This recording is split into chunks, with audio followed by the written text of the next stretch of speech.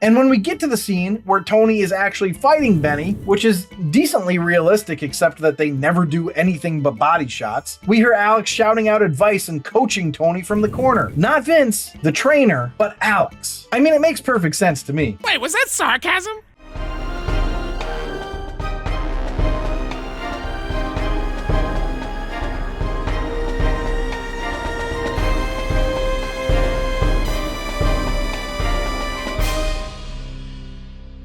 Welcome back to another episode of The Rank. I'm John, and today we're going to be ranking the next episode of Taxi. Now, for those of you who are new to the show, I'm just going to give you an agenda real quick. We start with the potent notables, which are just a couple interesting facts or tidbits that I found out about the episode or series. Then I do the episode overview, which is where I talk about everything that happened in the episode. Then I do the rank, which is the namesake of the show, where I rank the episode in 5 categories on a scale of 1 to 5, 1 being the worst, 5 being the best, all to figure out what is the best sitcom of all time. And today, we're going to be ranking the 15th episode of the second season of Taxi, called The Reluctant Fighter, which was written by Ken Eston and directed by Jamie Burrows. Now, this series is available to watch on Paramount Plus. Also, it's like 45 years old. I'm gonna spoil it. If you're worried about that, watch it first. Now, without further ado, let's dive into this episode and see where it ends up ranking, starting with the potent notables.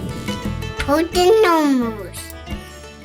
So this 37th episode of Taxi was released on Tuesday, December 25th, 1979. First off, I was surprised that they aired a new episode on Christmas, but the second part is that I unfortunately didn't find this week's ratings for Taxi. I found the top 10, but Taxi didn't make the cut, which is a bummer because I found the viewership numbers for the top 10 this week. 60 Minutes won the night with a 32.6 rating, or 24.9 million viewers. Would have been cool to see the viewership numbers for Taxi, but oh well. Now, 2 episodes ago, I mentioned how Tony should stop being a boxer if he keeps losing. What I found while searching for potent notables this week just kind of tickled me. It turns out Tony Danza was discovered during a boxing match in which he was boxing as Tough Tony Danza, and he knocked out Billy Perez. Producers Larry Gordon and Joel Silver happened to be ringside, and they invited him to audition for Walter Hill's The Warriors, which they were producing. He was just about ready to ink a deal with them too when James L. Brooks called and asked him to read for the part of a boxer on his upcoming sitcom Taxi. That's wild, but let me tell you, there's a YouTube video of the fight that he was discovered at, and he just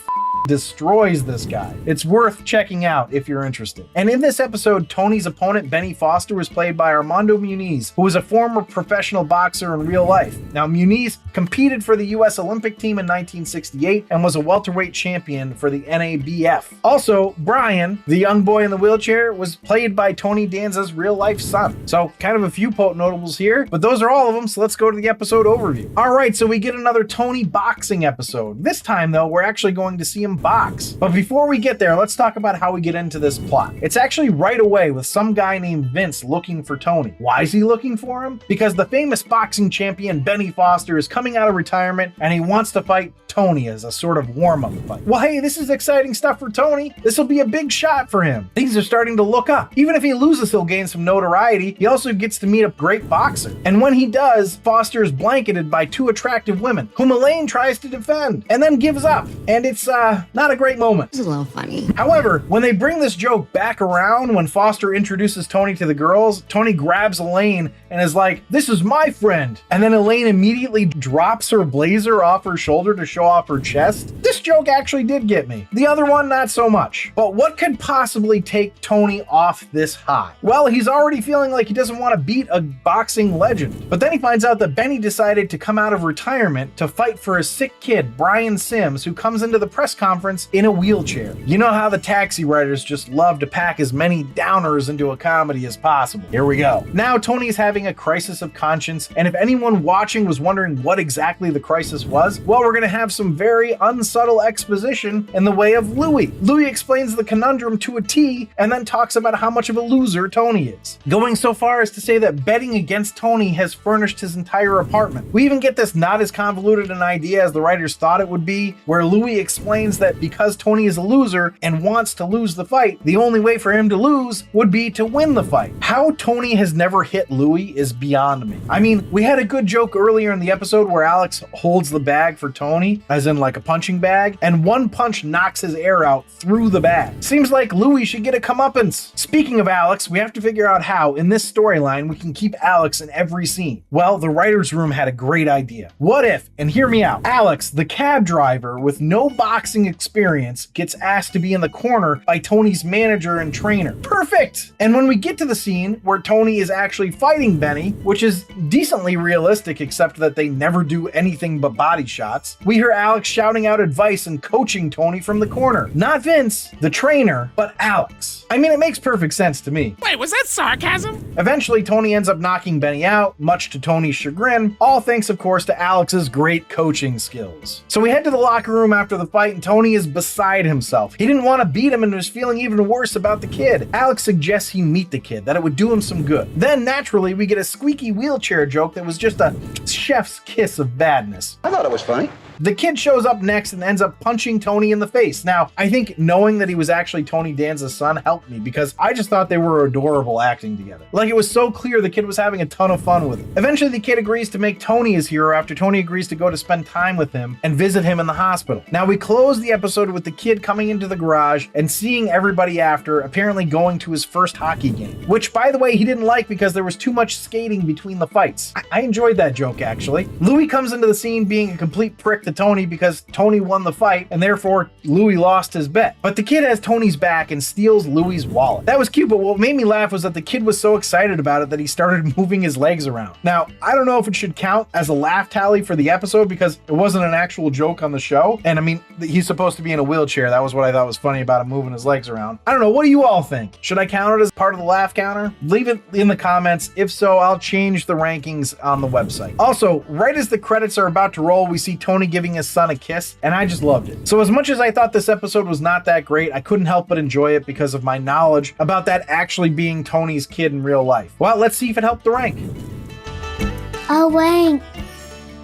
So the rank is where I rank the episode based on 5 categories: story, acting, dialogue, episode coherence, and character relatability. I rank it on a scale of 1 to 5, 1 being the worst, 5 being the best. And then I have a laugh counter where I tally up the amount of times the episode made me laugh out loud. 1 point per laugh out loud gets added to the score. But before I dive into the rankings, if you're enjoying this episode, please leave a like down below. It really does help us out. But without further ado, the first category is story, and I gave that a 4.25. I thought this was a good story. I mean, it's a good story for a highlight of Tony. The only thing that could really tear it down is if they make it really somber and unfunny, right? Oh, whoops. So let's go to acting, which I gave a 3.25. I don't know what to think of the acting. I mean, Armando Muniz isn't an actor, so of course he was really bad. Tony was good. Judd Hirsch was fine. Mary Lou was fine. Jeff Conaway was barely in it, but was fine. I don't know. Everyone was fine. Armando was bad, and the kid was, well, a kid. I don't know. I guess he was fine too. So let's go to dialogue, which I gave a 2. Probably should be lower, to be honest, but I have a hard time going below 2. This wasn't funny, but it wasn't aggressively unfunny like some of the other poor Taxi episodes have been. Like, I wouldn't say I was watching bad TV this time, just not good TV. I just don't understand their seeming desire to not write jokes or be especially compelling. All right, let's go to the next category, which is episode coherence, which I gave a 2.5. I suppose it's coherent to have Alex involved in every storyline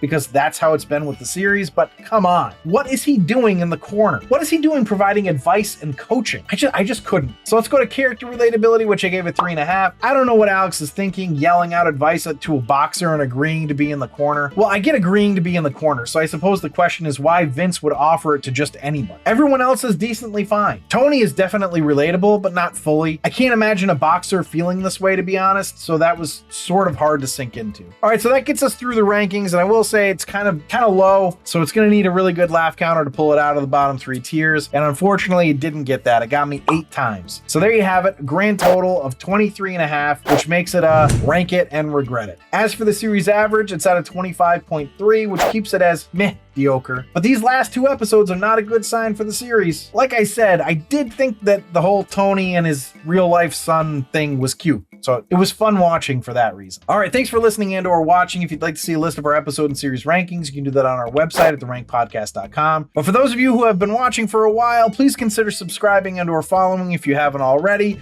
Like the episode, comment. You can shoot me an email at info@therankpodcast.com with your questions, suggestions, comments, whatever. I will respond to you. And if you super duper want to support us with money, you can do that at Patreon, patreon.com/therankpodcast, where you can become a patron. But I will leave you with this. Why did Tony never argue with Elaine? Why is that? Because he was reluctant to fight her. You're not even trying anymore, are you?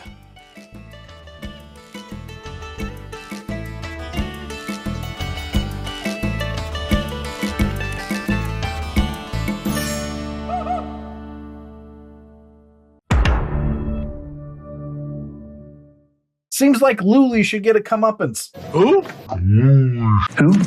What? Did I say Luli?